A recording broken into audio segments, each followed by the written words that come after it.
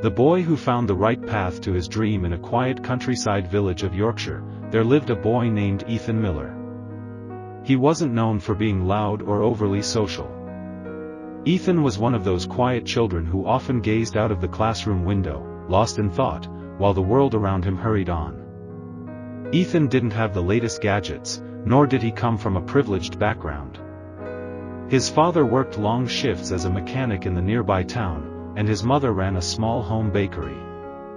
They worked tirelessly to provide a simple but honest life. Yet Ethan dreamed big, much bigger than his surroundings would allow. He wanted to become an engineer and inventor, to build things that made life easier for others. He imagined creating devices that would solve everyday problems, just like the inventors he read about in library books. But no one around him truly believed in such dreams. His teachers appreciated his discipline, but they encouraged realistic goals. His classmates often mocked his ideas, calling them silly or impossible.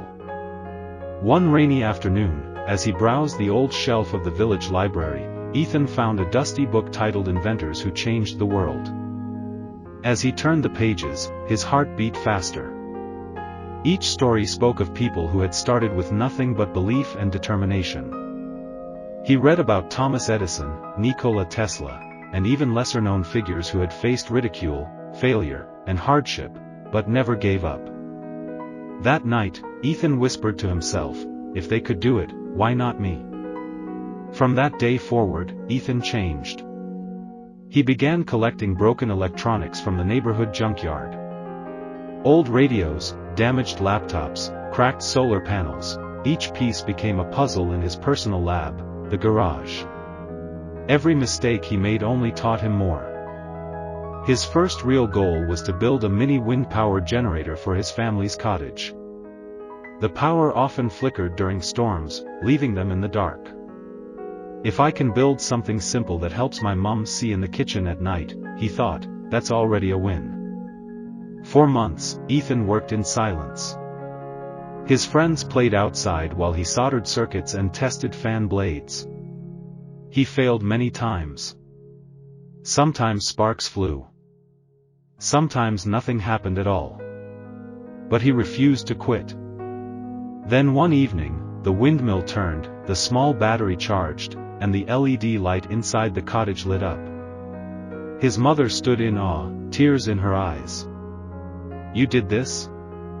she whispered. Ethan nodded, smiling. "Just the beginning, Mom." Encouraged, he entered his project into a regional science fair. Most participants had sleek projects and fancy posters. Ethan had a wobbly windmill made from scrap parts, but when the judges saw it work, when they heard his story and logic, they were stunned. He won first prize. Then came a national competition. Then an invitation. A full scholarship to a top engineering university in London. Years passed. Ethan grew into a respected engineer, known for his work in renewable energy. He traveled the world, gave TED Talks, and helped build energy solutions for remote villages. But he never forgot his roots. One summer, he returned to Yorkshire and visited his old school. The same classrooms, same windows. And a room full of children who now saw him as a hero. Standing on stage, he said, "I didn't have a fancy lab. I didn't come from money. I had old wires, broken gadgets, and a dream. And I didn't wait for permission to start. I just started." After the speech, a young boy approached and asked shyly, "Do you think I could be like you one day?"